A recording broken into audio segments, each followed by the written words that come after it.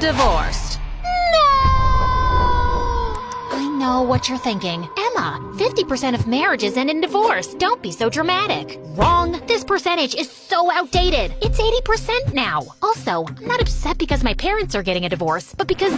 Wait. I'm getting ahead of myself. Let me start from the beginning. And make sure you like this video and subscribe to MSA. I was born in a very poor country. But luckily, my parents were entrepreneurial geniuses. They built a business empire early on, so I never had a taste of real poverty like others here, and was practically raised with a golden spoon in my mouth. Mom doted on me and was super attentive, but Dad wasn't around much, so we'd never grown close. And when I was 11, he just announced out of the blue that he wanted a divorce and was moving to the US. He left just like that, without even paying child support. The most traumatic part was that he took our wealth and my lifestyle with him. And I had to eventually give up all the expensive stuff that had made me who I was. What do you mean, let's go eat hot dogs in the park? We're not hobos. Should we be sleeping on park benches next and using newspapers for blankets? I'm just saying, we can hang out and not spend money all the time. But apparently, we couldn't, and that's the first time I noticed I had no real friends around me. I switched to a public school, which was so stinky and embarrassing. Can I have one local lobster, please? Oh, yes, of course, milady. 1 second. Oops, guess we ran out of those. Mashed potatoes and greasy chicken on Mondays. Remember it. It was a hard reality check, but over time I learned a lot and got really street smart. Do you have seafood today? Mashed potatoes and greasy chicken on Mondays, sweet pea. Remember it. By the time I graduated from high school, I was a strong, savage girl who would not let anyone cross her. I had saved up for a flight to the US, and I was ready for revenge. Daddy, here I come. Dad was the owner of a huge restaurant chain here, so he was easy to locate. I wasn't sure exactly what I was gonna do yet, but I wanted to get close and find some dirt on him that I could use. And even though I was 99.9% sure he wouldn't recognize me, I'd still gotten a serious makeover to avoid the risk. Hi, I'm Emily. Are you looking for waitresses? Yes, we are hiring. We'd be happy to try you out. And so I began working there with no clear plan in sight. I just knew a salary didn't qualify for revenge or even child support. One day, as I was polishing the cutlery in the kitchen, I heard Katie crying while she was on the phone with someone who was clearly yelling at her. Poor Katie. Her husband is a nut job. This happens often? Why is he yelling at her? It's probably something to do with work. He is the boss after all. The boss? As in... Yep, that's his wife. Wife? He remarried? I must have fainted, cause the next thing I knew, I was lying on the floor and Colin was checking my pulse. Gee, you scared me. What happened? I said Katie was the boss's wife and you went pale and fainted. So you tell me what happened. Oh, I think I just didn't drink enough water today, that's all. Sure, okay. Colin and I became the closest co-workers. He sort of became like a guardian angel to me. Your lunch today has all the nutrition you need. Can't have you faint in my kitchen again. Although What? Well, I haven't performed CPR in ages. I might need a refreshment course. You know that doesn't count as a kiss, right? It only makes you a creep. Emily, you pervert! How dare you go there? I was merely suggesting you help me practice a life-saving technique. Ha ha ha. Colin, you know, if you want, you can ask me out like a normal human being. As I was walking back home that evening, grinning from ear to ear that I finally had a boyfriend who seemed to like me for me, I remembered that he actually didn't know the real me. He didn't know my name was Emma or that our boss was my dad. Over the next few weeks, I kept looking for an opportunity to tell him, but there never seemed to be a right time. One day, Katie told us there was an extra shift available for a waitress at their house because they were hosting a party, and I jumped at the opportunity. Bingo! As I entered their mansion that evening, I felt a sense of nostalgia, and a realization dawned on me. Dad's life hadn't stopped or changed like mine after he'd moved on. He didn't actually lose anything. For him, Mom and I were just a pit stop. Magnificent, isn't it? Oh, hey, yeah, it really is. When we went inside, Katie welcomed us warmly. She was always kind, but in her home, she seemed more warm and maternal. It felt like we were guests, not employees. Kids, come show Emily around and put her bag in the locker rooms. Hey, Emily. Nice to meet you. Hi. As they showed me around, I felt like they were living the life that was stolen from me. what a lovely house. So many math and art competitions I see. Did your mom take you to all of these? Both Mom and Dad, they never miss a competition. Oh, Dad too? That's nice. My dad never took me to anything. Oh, I'm sorry, Emily. I'm sure he was just busy. Dad is busy sometimes, but he always makes it up to us. So, he did know how to be a real dad. What did these kids have that I didn't? Why couldn't he love me like he loved them? I sat in the locker room alone, staring at the wall and just overthinking every memory I had of us when Colin came in, and suddenly I just burst into tears. Emily, what's wrong? Colin, I have to tell you something.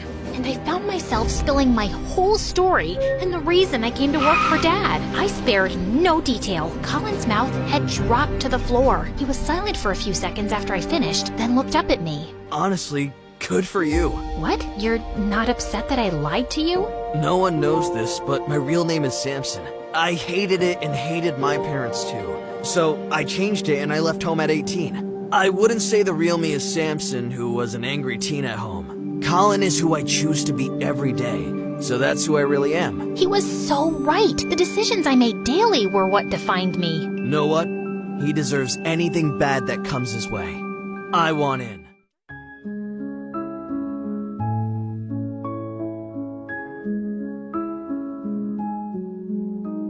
Silent moonlight above, heartbeats, whisper of love. Nights a blanket so still. Stars are bending to will. In the shadows we find sparks that light up the park. In the shadows we find whispered secrets entwined. Closer we dance, lost in this trance, lost in this trance. Mystery calls through the night, hearts that take flight, motions so tight.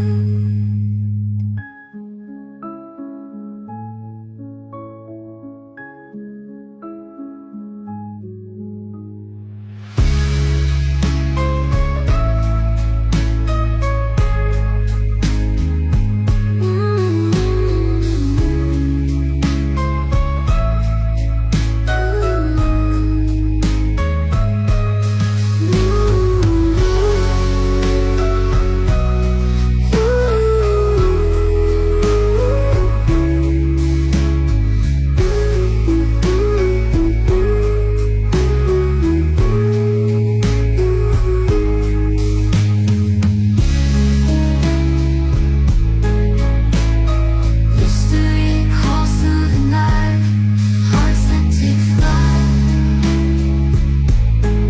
motions so tight.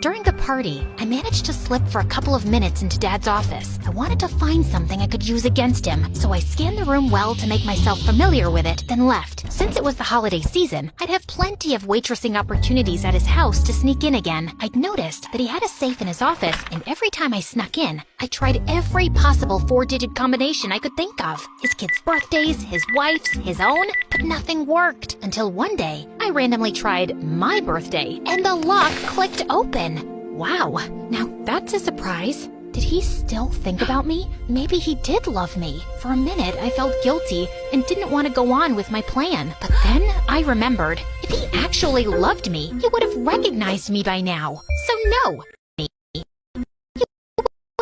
Recognized me by now. So no, he probably used my birthday because it was the last thing anyone would ever know or think of.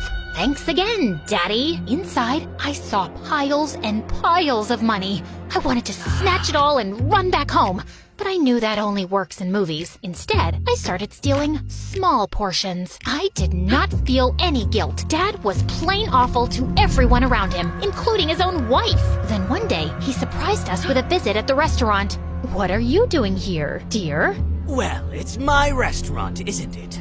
I'm here to check if everything is running smoothly. That's what I'm here for. Why can't you let me run the restaurant without constantly trying to control everything? Listen here, pretty face. I know you got bored as a housewife and you want to play manager, but I have real work to do here. So why don't you go for a stroll as I check everything out? No, this is I wasn't asking. Katie stormed out of the restaurant on the verge of tears as he continued to check everything up close. Everyone was terrified of him, especially me. You over there! Me? This was the first time he had spoken to me directly in years. Yes, what's your name? I felt sweaty and tongue-tied, but then I felt Colin moving and standing behind me. He put his hand on my shoulder to let me know he had my back. Emily, sir. Emily. Are you new here? Been here a few months now, sir. Just then, two shady-looking men walked into the restaurant and saved me from the investigation. Dad left me alone and followed them into a small room at the back of the restaurant. Sometime later, the head cook was called in too, and when he walked out, he looked flustered. An hour later, Dad and the shady men came out of the room, shook hands, and then all of them left. What's that all about? I'll try to find out. Later that night, I just couldn't fall asleep. My dad had looked me in the eye, talked to me, and he didn't recognize me at all. How do you recover from that? The next day, Colin came rushing to me, looking ready to burst. Emma, we got it. Really? What did you find out? Yesterday he made a deal to import illegal seafood. He wants to use that in dishes without disclosing it to customers. The head chef and sous chef are in on it. I overheard them talking. Bingo. I knew he'd be up to something crooked. Now we have to think of a plan to expose him. I wanted to teach him a lesson, and also see if he would flee and leave his new family when things got rough for him. But later that day, his kids came in for lunch, and they had prepared holiday gifts for the staff. My gift had a special drawing of me. No one else had one. Oh, thank you. It's lovely. The kids love you, Emily. They keep saying how you treat them like normal kids, not the boss's kids. When she said this, I had a flashback to my own childhood. A lonely, spoiled kid with no real friends. No one treated me like a normal kid when he was around. Just a few days later, when I was working at his house again, Dad came barging into the kitchen furiously. He had discovered that someone had been stealing from his safe. Count your days, whoever you are. Did you think that a house this big doesn't have security cameras? Once I get the tapes, it's over for you. OMG, security cameras? My face turned green and I felt nauseous. What's wrong with you? Don't you dare puke in my kitchen! I'm kind of sick, sir. How often do you come to my house? I've come a few times. Maybe you stumbled into my study, found something you liked. Answer me! Excuse me, sir? Stop. Stop grilling this poor girl. She would never do it. How can you be so sure? Because I've asked her to grab me things from my room 1,000,000 times, and she never touched any jewelry or clothes. So if she wanted to steal, she would have stolen 100 different things by now. Everyone was staring at the three of us confused, but not as confused as I was. Nothing that Katie said was true. Why was she defending me? Katie, these kinds of people don't deserve your kindness. We'll wait for the tapes in the meantime. These kind of people? It echoed over and over in my head. Ugh, how I wanted to say, your daughter, flesh and blood, Dad. But I held my tongue. I suffered that humiliation. but I never showed up to the restaurant again. I texted Katie that I just couldn't work there anymore. I had stolen enough money, but I wasn't done with my revenge yet. Cullen had managed to take photos of receipts in the cook's office, and it was all the proof I needed about Dad's illegal seafood purchases. I could go public and destroy him, and I would enjoy it. But at the same time, whenever I imagined his downfall, I only saw his kids being upset or hurt, and every time they popped up in my head, an image of my broken, younger self also popped up. Cullen, I want him to suffer badly, but I feel if I go through with this, I'll be putting his family through what Mom and I went through, and I would feel guilty forever. I don't know what to do. Feelings and future. You are already 100 times better than your dad. It's your decision. Do what feels most right to you. And after much consideration, I decided to put the matter into someone else's hands. I asked Katie to meet me at a diner that night. Hello, Emma. Uh-oh, that's a bad start.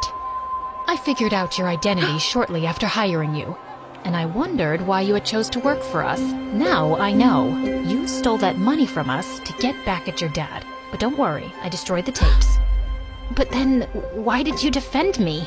Emma, once I figured out who you were, I dug into his history and found out everything about you and your mom. Your dad is a jerk. He deserves this. Why are you with him then? For the money? You deserve so much better. The kids deserve so much better. I don't care about the money, but I don't want my children to go through what you guys went through. I want to wait until they're older before getting a divorce. He is a mean husband and partner, but I can't deny that he is a great dad to the kids. I understand, but in case you change your mind, take this. Do as you please with this information. Katie's eyes grew wide as she realized I'd handed her proof against Dad. I didn't know about this. Thanks, Emma. A few months later, I saw on the news that Dad was in prison and his restaurant license had been taken away because he was importing illegal food. And the same day, I got a text message from Katie. Thanks again, Emma. I needed it. Please don't forget to like and subscribe to my channel.